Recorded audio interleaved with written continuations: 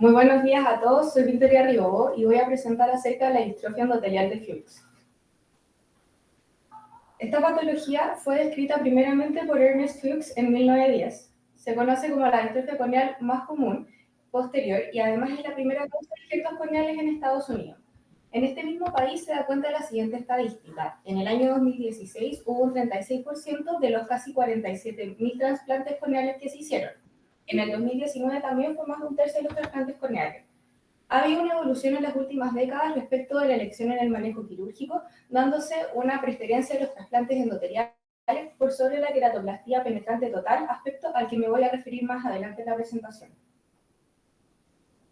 El IC3D clasifica las distrofias corneales endoteliales dentro de los siguientes grupos según las capas histológicas de la córnea. En primer lugar están las distrofias epiteliales y subepiteliales. A continuación están las distrofias que están asociadas a TGFBI, que están asociadas a los depósitos de queratoepitelina a nivel epitelial y estromal, las distrofias estromales y finalmente las distrofias endoteliales. Y es en este grupo que encontramos a la distrofia de Fuchs. Existen asociaciones genéticas, pero también esporádicas. La distrofia de Fuchs se puede clasificar en dos grandes grupos, teniendo el más frecuente, que sería el que se caracteriza por un inicio tardío de la patología. En este caso, mayormente es esporádico, vale decir no hereditario, pero también existen casos en que se va a encontrar asociado a una herencia autosómica dominante. Existen varios genes que van a estar asociados a este tipo. Dentro de ellos tenemos el SLC4A11, el cual también es compartido con otra distrofia endotelial, que sería la distrofia endotelial hereditaria congénita. Por otra parte, encontramos también el TCF8, cuya mutación se asocia con una proteína aberrante que es la ZEB1. Este mismo gen también es compartido con otra distrofia endotelial, que es la distrofia corneal polimorfa posterior tipo 3. Existen otros varios genes y el TCF4 se destaca bastante como uno de los más comúnmente alterados y la alteración está dada por una expansión repetida trinucleotídica. La otra manifestación, que es menos común, es la manifestación de inicio temprano, y en este caso el gen más conocido es el COL8A2.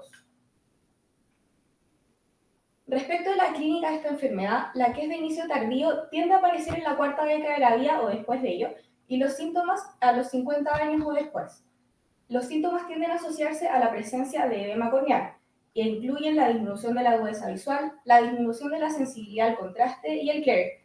Respecto del dolor, el dolor es un síntoma que se va a asociar a la presencia de edema corneal microquístico, así como también a la ruptura de bulas en etapas más avanzadas de la enfermedad.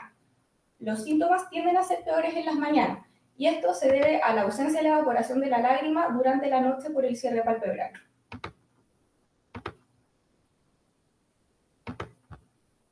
Es raro que se intervenga en términos quirúrgicos antes de los 60-70 años de edad y es más frecuente de ver en mujeres que en hombres. Se describe una proporción que va de 2,5:1 a 3:1. Respecto de la forma que tiene una manifestación temprana, esta tiende a tener una presentación que es más severa y se manifiesta durante la primera década de la vida sin predilección por sexo. Acá hay algunas imágenes que muestran el examen biomicroscópico y se puede ver que por retroiluminación las gutas que caracterizan esta patología se pueden apreciar de muy buena forma. En esta imagen se pueden ver ya bulas a nivel del epitelio corneal, además de cierto grado de edema en estadios más avanzados. Se describen 4 estadios. En el primero, las características gutas que aparecen inicialmente a nivel central y que con el tiempo se van haciendo más periféricas. Existe una confluencia de las gutas que da un característico aspecto de metal martillado, como se puede ver acá en la imagen B. En este caso, además, también hay cierto edema asociado. Las gutas de la que tiene una forma que es de un Layton set tienden a tener un tamaño que es mayor que las que tienen un inicio temprano de presentación. En el estadio 2 ya vamos a encontrar una descompensación del endotelio, además de edema estromal como el que acabo de mostrar. Y en el estadio 3 hay no solamente un empeoramiento del edema, sino que ya se va a asociar a queratopatía bulosa, como se puede ver acá en la imagen D, donde vamos a encontrar bulas a nivel del epitelio de la córnea. El estadio final o estadio 4 se caracteriza por una fibrosis subepitelial, cicatrización y vascularización superficial periférica en algunos casos. En esta imagen podemos ver también la presencia de bulas asociadas a una importante fibrosis. Quise incluir estas imágenes en las que podemos ver un corte histopatológico en el que se puede ver una bula subepitelial que va a generar una separación del epitelio del estrato de Bowman. En este caso tenemos una microscopía en la que se puede ver que existen estas evaginaciones que se pueden ver muy bien representadas a nivel de la membrana de Descemet. Por otra parte, en la microscopía especular podemos ver la comparación de un endotelio normal y la evolución de esto a una distrofia de Fuchs con gutas y el edema corneal y la disminución sintomática de la agudeza visual que se suceden después de ello. Respecto a los factores de riesgo, no solamente están los factores genéticos que mencioné, sino que también se han estudiado factores ambientales. Este es un estudio que se hizo en población selecta en Reykjavik, por lo tanto no sería algo extrapolable a la población general, pero de todas maneras me pareció interesante mostrarlo. En este estudio lo que se vio es que tanto el índice de masa corporal como el peso, el aumento de estas dos variables, se asociaba a una disminución del riesgo de cornea gutata. Y por otra parte, un índice paquete año que fuera mayor a un valor de 20 asociado a una duplicación del riesgo de esta enfermedad.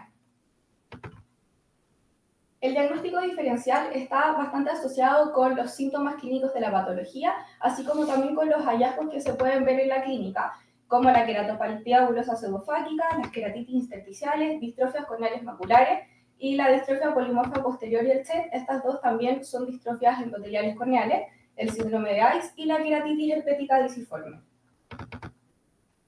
El diagnóstico de la distrofia de Fuchs es eminentemente clínico. Existen otras herramientas que permiten un apoyo sobre todo para el seguimiento de estos pacientes, incluyendo la microscopía especular. En esta imagen podemos ver que los asteriscos marcan las características gutas y que estas flechas van a mostrar las células endoteliales que pierdan su morfología y tamaño característico, lo que se conoce como polimegatismo y pleomorfismo. Las paquimetrías también van a ayudar, puesto que se va viendo un engrosamiento progresivo del grosor corneal central conforme avanza el tiempo y la patología. El manejo tiene diferentes pilares. Dentro de estos tenemos el manejo médico y el principal objetivo de este es generar una deshidratación en los casos en los que ya tenemos edema. Para ello se ocupan soluciones o ungüentos hipertónicos como el cloruro de sodio al 5%. Se pueden ocupar algunos reductores hipotensores como en el fondo la idea es evitar acá los inhibidores de la anhidrasa carbónica porque ellos pueden generar alguna disfunción a nivel de las bombas endoteliales y por lo tanto empeorar el edema en lugar de ayudar para ello. Los lentes de contacto terapéuticos se pueden ocupar en aquellos pacientes sintomáticos que cursan con dolor por ruptura de bulas y por supuesto estos son pacientes que van a requerir un control bastante más estricto y seguido porque aumenta por supuesto el riesgo de infecciones asociado a ello. El manejo quirúrgico, como dije al principio de la presentación, es algo que ha ido evolucionando en las últimas 2 décadas. Antes lo que más se usaba era la queratoplastía penetrante total, pero actualmente la elección en el manejo quirúrgico es la queratoplastía endotelial. Tenemos el GMEC y el GSEC como algunas técnicas utilizadas y estos van a ofrecer todas las ventajas que implicaría no tener una cirugía a cielo abierto y por lo tanto menos riesgos de infecciones, menos astigmatismo postoperatorio y además una recuperación visual que no es tan lenta como en el caso de la queratoplastía penetrante total. A pesar de ello, igual vamos a tener que tener a pacientes que van a estar ocupando terapia inmunosupresora corticoidal por largos periodos de tiempo para evitar los rechazos de injerto, que es un riesgo que igualmente está presente en estas técnicas quirúrgicas, y por lo tanto todos los riesgos asociados al uso de corticoides. Es así que se han desarrollado nuevas técnicas innovadoras y prometedoras como el DSO o DWEC, que corresponde a una descemetorrexis sin efectuar una queratoplastía endotelial asociada. Esto implicaría que no tenemos un injerto y por lo tanto al no tener un tejido donante, esto evitaría el riesgo de rechazo y también el uso de corticoides asociado a ello. A pesar de esto, esta es una técnica que está todavía en estudio y es una técnica que se ha visto que en pacientes que tienen una distrofia de Fuchs inicial tendría alguna utilidad. ¿Por qué? Porque esto se haría solamente a nivel de la córnea central y en estudios como el que quise incluir aquí, se muestra que los mejores resultados se obtendrían con un diámetro de menos de 4 milímetros para hacer esta descemetorrexis. Es decir, que son pacientes que tienen que tener necesariamente el endotelio periférico de la córnea preservado para que pueda existir una migración de estas células endoteliales y poder regenerar esta parte central del endotelio. Además, hay algunos otros procedimientos que se pueden hacer, como la micropunción estromal anterior, como un manejo temporal y no definitivo.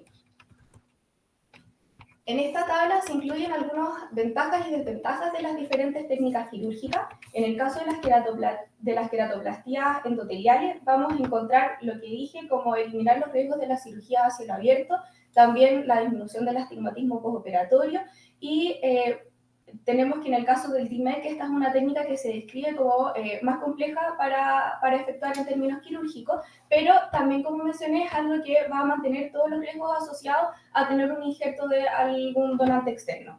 Y el DSO elimina este riesgo y obviamente requiere esta selección cuidadosa de los pacientes en el sentido en que tienen que ser pacientes con estadios iniciales de la patología. Asimismo, se ha estudiado el uso de inhibidores de la roquinasa. Esto también se asocia al DSO que mencioné recientemente. Los inhibidores de la roquinasa en este tipo de patologías van a generar a través de diferentes mecanismos fisiopatológicos una prevención de la apoptosis a nivel de las células del endotelio corneal. En este caso, podemos ver una representación gráfica de un paciente que tiene una distrofia de Fuchs con afectación de butas a nivel central del endotelio de la córnea y que se efectúa esta técnica de TWEC sacando con una dexmetorexia esta porción central y preservando las células de la periferia del endotelio. Se lograría entonces esta repoblación de las células endoteliales, lo que se va a ver reforzado con la adición de estos inhibidores tópicos de la roquinasa. Este estudio muestra la publicación de un caso clínico que es el primero o uno de los primeros en los que se vio un éxito de esta terapia administrada de manera tópica. Era un paciente japonés de 52 años, el que se trató con estos fármacos 6 veces al día durante 7 días. El paciente tenía una distrofia de Fuchs que tenía afección bilateral, pero en el ojo derecho alcanzaba huesas visuales de 20/20, mientras que en el ojo izquierdo alcanzaba huesas visuales de 20/63. A las 2 semanas después de aplicar el tratamiento, se vio que la agudeza visual del ojo izquierdo mejoraba 20/20 y a los 6 meses postoperatorio de 20/16. Si bien no era el máximo, pero se pudo ver esta mejoría respecto a lo inicial, además de una disminución de las paquimetrías centrales que bajaban como de 703 micras a cerca de 560, si es que no me equivoco, a los 6 meses también. Respecto de la cirugía combinada, que abarcaría la cirugía de cataratas asociada a una queratoplastía, esto es algo que estaría indicado fundamentalmente en aquellos pacientes que tienen edema corneal. Por lo tanto, también paquiometrías significativamente mayores en las mañanas y visión borrosa matutina también. Hay quienes también prefieren hacer la cirugía combinada aún sin la presencia de edema corneal, y lo que es fundamental es explicar a los pacientes que en aquellos pacientes en los que se decide hacer solamente la facoemulsificación sin la queratoplastía asociada, tienen que saber que existe el riesgo de que a futuro igualmente requieran esta queratoplastía. Acá incluí una imagen de un video que es del Cataract Coach que muestra la técnica quirúrgica de la facoemulsificación en un paciente que tiene distrofia de Fuchs. Hace diferentes recomendaciones y hace especial hincapié en el uso del viscoelástico dispersivo, que si bien es algo común a toda facoemulsificación, en este caso adquiere una importancia mayúscula. Además de ello, refiere que la incisión principal debiera ser corta y no tan larga, de tal manera de evitar la zona en la que en un futuro pudiera hacerse un TIMEC y así no abarcar la zona donde estaría el injerto. Y también destaca en el paso de la hidrodisección que debe evitarse el que el núcleo de la catarata vaya hacia el endotelio de la córnea y por lo tanto tender a presionar un poquito hacia posterior. Respecto a la elección del lente intraocular, prefiero un lente monofocal y que el target sea un poco miópico y no tender a la metropía. Esto por varios factores, pero uno de ellos y bastante importante es considerar que en las queratoplastías endoteliales existe un leve shift miópico, entonces esto iría en compensación de ello. A modo de conclusión, se puede decir entonces que la distrofia de Fuchs tiene dos manifestaciones, siendo más frecuente la que tiene una forma de presentación que es tardía. Esta es más frecuente en mujeres a diferencia de la que tiene una manifestación temprana. La causa más frecuente de injertos corneales es esta a nivel de Estados Unidos, ya mostré las estadísticas. El diagnóstico es fundamentalmente clínico, pero también tenemos otras herramientas que son fundamentalmente útiles en el seguimiento de estos pacientes. La tendencia en la elección del manejo quirúrgico ha cambiado, teniendo una predilección la queratoplastía endotelial, y existen técnicas nuevas prometedoras y que hace falta que haya más estudios al respecto, como el DWEC asociado, por ejemplo, al uso de los inhibidores tópicos de la roquinasa. La cirugía combinada es algo que también es fundamental conocer y sobre todo en aquellos pacientes que tienen un edema estromal asociado. Muchas gracias.